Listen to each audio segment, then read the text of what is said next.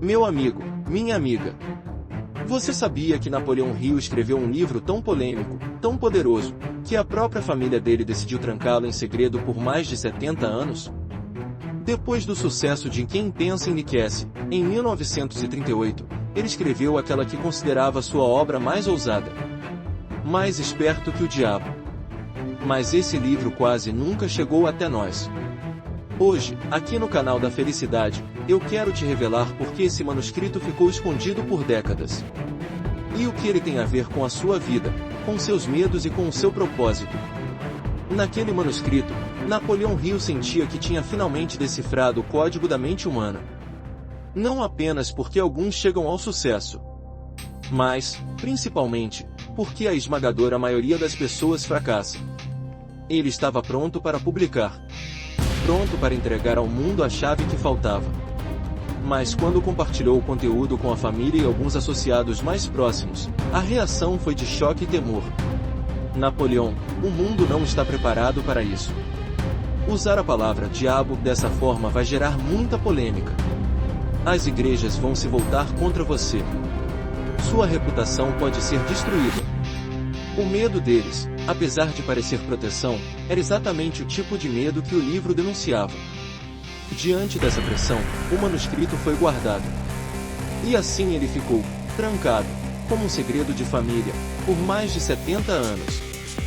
Só muito tempo depois da morte de Hill esse conteúdo veio à luz. E hoje, finalmente, a gente pode falar abertamente sobre o que estava ali dentro.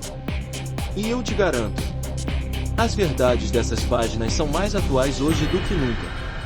Antes de avançar, deixa eu te fazer uma pergunta. Quem é o seu verdadeiro inimigo? Quando Napoleão Hill usa a palavra diabo, ele não está falando de uma criatura com chifres, tridente e rabo pontudo. Isso é só uma caricatura, uma distração. Na filosofia dele, o diabo é uma metáfora.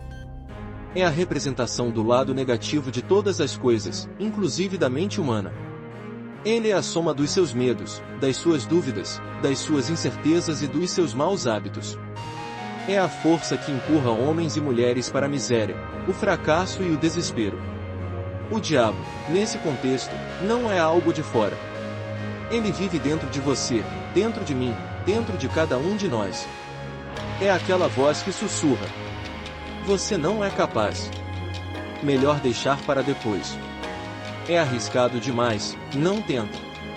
É o impulso da preguiça, o peso da negatividade, a força que te prende à indecisão.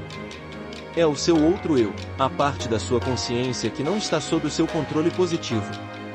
E, segundo Hill, esse diabo interior tem uma arma preferida. Um método muito eficiente para dominar a mente das pessoas e roubar seus sonhos. A principal ferramenta dessa força negativa é um hábito que Hill chamou de alienação. Quem é o alienado? É a pessoa que vive sem um propósito maior definido. Alguém que deixa a vida empurrar de um lado para o outro, como um navio sem leme em plena tempestade. O alienado não controla os próprios pensamentos. Os pensamentos deles são controlados por qualquer influência externa. Redes sociais, notícias, fofocas, opiniões negativas. Ele aceita o que a vida dá, em vez de decidir o que quer da vida. Vive na indecisão, na dúvida, no medo. Passa horas consumindo conteúdos inúteis, preso em conversas vazias, mantendo-se em empregos que odeia por medo de mudar. Permite que a opinião dos outros molde a sua realidade. Agora, pensa com sinceridade. Quantas pessoas você conhece que vivem assim?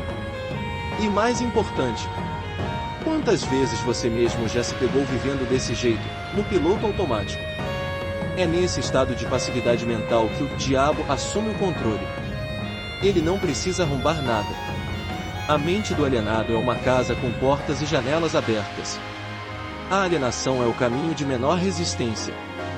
E é por isso que a maioria segue por ele. Mas o caminho de menor resistência quase nunca leva a um lugar que vale a pena. Para se tornar mais esperto que o diabo, você precisa, antes de tudo, parar de ser um alienado. As ferramentas para vencer o diabo interior. A boa notícia é que, assim como essa força negativa tem suas armas, nós também temos as nossas. Napoleão Hill apresenta alguns princípios que funcionam como ferramentas poderosas para você retomar o controle da sua mente e do seu destino. 1. Propósito maior definido. Esse é o antídoto direto contra a alienação. Quando você sabe exatamente o que quer da vida, você ganha um ponto de foco. Uma bússola. Uma direção clara. Uma mente ocupada com um propósito definido não deixa tanto espaço para a indecisão e a negatividade. 2. Autodisciplina. Autodisciplina é a habilidade de controlar os seus pensamentos e direcioná-los para o seu propósito. É fazer o que precisa ser feito, mesmo quando a vontade não aparece. É a autodisciplina que impede você de voltar para os velhos hábitos da alienação. 3. Aprender com a adversidade. A derrota temporária é uma das armas favoritas do diabo. Ela gera medo, vergonha e vontade de desistir. A pessoa sábia faz o oposto. Olha para cada queda como uma lição, extrai dali a semente de um benefício equivalente, e volta mais forte. 4. Controle do ambiente e do tempo. Isso significa escolher com cuidado com quem você anda, quem faz parte da sua mente mestra e como você usa o seu tempo. O alienado desperdiça tempo e se cerca de pessoas que o puxam para baixo. A pessoa consciente investe o tempo em atividades que a aproximam do propósito e se cerca de gente que inspira, que puxa para cima. Talvez você esteja pensando: ok, entendi a teoria. Mas o que eu faço com isso hoje? Vamos aos passos simples. Primeiro passo: defina o seu propósito. Pegue uma folha de papel e reserve 30 minutos sem interrupções para responder. O que eu realmente quero da minha vida? Seja específico. Essa clareza é o seu primeiro escudo contra a alienação. Segundo passo: identifique o seu principal hábito de alienação. Qual é o seu maior ponto fraco hoje? É passar horas nas redes sociais? É assistir a notícias negativas o tempo todo?